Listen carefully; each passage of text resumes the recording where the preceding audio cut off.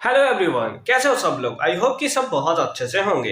इस वीडियो में हम डिस्कशन करने वाले हैं क्वेश्चन नंबर 22 के सॉल्यूशन के बारे में। अगर आपने इससे प्रीवियस वीडियो अभी तक नहीं देखा, साथ ही साथ आने वाले वीडियोस का सॉल्यूशन देखना चाहते हो तो कंप्लीट प्लेलिस्ट का लिंक मिलेगा आपको डिस्क्रिप्शन में, तो एक बार डिस्क्रिप्शन आप जरूर चेक कर लोगे। क्वेश्चन नंबर 22 क्या है, और साथ ही साथ हमें टेलीग्राम पे भी ज्वाइन नहीं किया तो वहां पर भी ज्वाइन कर लोगे, क्योंकि लाइव क्लासेस का सारा लिंक मैं वहीं पे आपको प्रोवाइड कर देता हूं।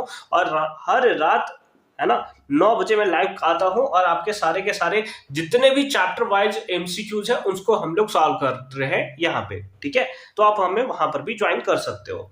चलो फिलहाल आ लो। In the given figure ABCD is a trapezium. ABCD क्या है? एक ट्रेपीजियम है in which AB is parallel to CD। AB जो है वो CD के पैरेलल है और CD जो है वो EF के पैरेलल है। तो हमें प्रूव करना है AE by ED equals to BF by FC, है ना। AE by ED equals to BF by FC। ठीक है, अब देखो इसको प्रूव करने के लिए ना हमें क्या करना पड़ेगा कि हम तो ये वाला जो पार्ट होता है ये हम लोग प्रूव करते हैं बीपीटी यानी कि बेसिक प्रोपोर्शनैलिटी थ्योरम के बेसिस पे। और बीपीटी का हम लोग ट्राइपीजियम में तो यूज नहीं करते, वो तो ट्राइंगल में यूज करते हैं। इसका मतलब हमें कंस्ट्रक्शन करना पड़ेगा। और कंस्ट्रक्शन मैं यहां पर क्या कर रहा हूं कि यहां पर कोई पॉइंट ले लेते हैं, सपोज्ड M, है ना। सपोज कर लेते हैं कि ये पॉइंट हम लोग M ले लेते हैं, है ना। यानी कि यहां पर मैंने कंस्ट्रक्ट क्या किया है कि ज्वाइन D टू B या B to D, join B to D, है ना। B को हमने किससे ज्वाइन किया? दैट इज D से हमने ज्वाइन किया है। ठीक है, चलो अच्छी बात है। अब हम लोग क्या करेंगे, एक बार इस ट्रायंगल में चलेंगे, आ जाएगा आपका ये प्रूव होकर। ये क्या बात कर रहे हो सर? हाँ बिल्कुल आ जाएगा। देखा जाए कैसे आ जाएगा। चलो ठीक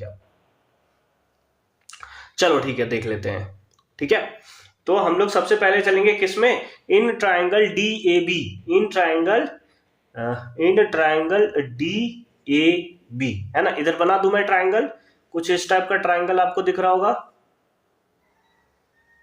है ना। कुछ इस टाइप का ट्रायंगल आपको दिख रहा होगा। ये हो गया D, ये हो गया A और ये हो गया हमारा B। और यहां पर ये पॉइंट आपको कौन सा दिख रहा है? E, और ये कौन सा दिख रहा है? M। ठीक है, E और M, क्योंकि आपको पता है कि EF जो है वो पैरेलल है AB के। कैसे पता है सर हमें? देखो यहाँ पर लिखा है EF जो है वो पैरेलल है किसके? AB के।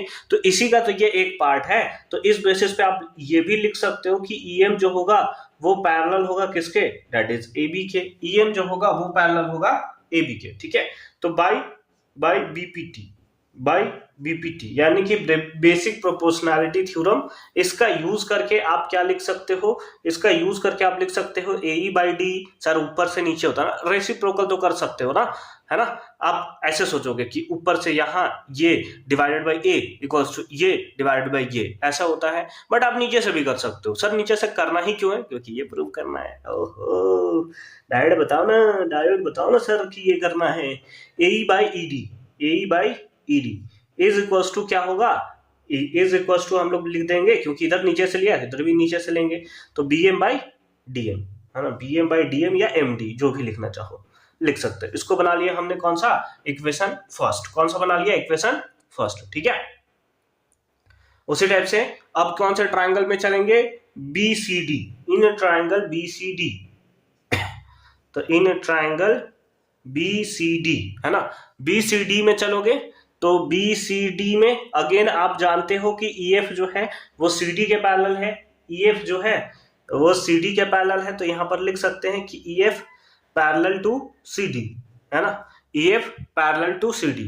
तो इस बेसिस पे आप ये भी लिख सकते हो, क्योंकि ये भी इसका पार्ट है, तो आप लिख सकते हो कि FM is parallel to CD।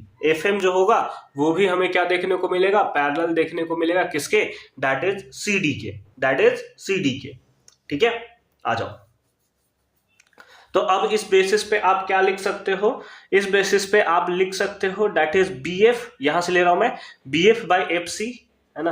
क्या लिख सकते हो? बाय BPT, ये लिख देते हैं बाय BPT, है ना। BPT के बेसिस पे आप क्या लिख सकते हो? BF by FC is equals to, यहां पर आप क्या लिख सकते हो? That is BM that is BM by DM या MD जो भी बोलो। इक्वेशन सेकेंड, इक्वेशन कौन सा? सेकेंड। तो from first and second, equation first और सेकंड से देखो राइट राइट इक्वल है तो लेफ्ट लेफ्ट भी क्या होगा? इक्वल होगा। यानी कि आप बोल सकते हो कि AE by ED is equals to BF by FC is equals to BF by FC। और यही तो हमें प्रूव करना था। ये यहाँ पर हमारा प्रूव्ड जो है वो कंप्लीट होता है। आई होप कि ये पार्ट भी आपको एकदम क्लियर फॉर्म में समझ में आया होगा कि कैसे हमने इसका सॉल्यूशन जो है वो किया है। इसके और वाले पार्ट में भी एक क्वेश्चन है जो कि इससे भी कंपेयरली सिंपल हमें देखने को मिल रहा है। चलो उसको भी सॉल्यूशन हम लोग जो है वो देख लेते हैं।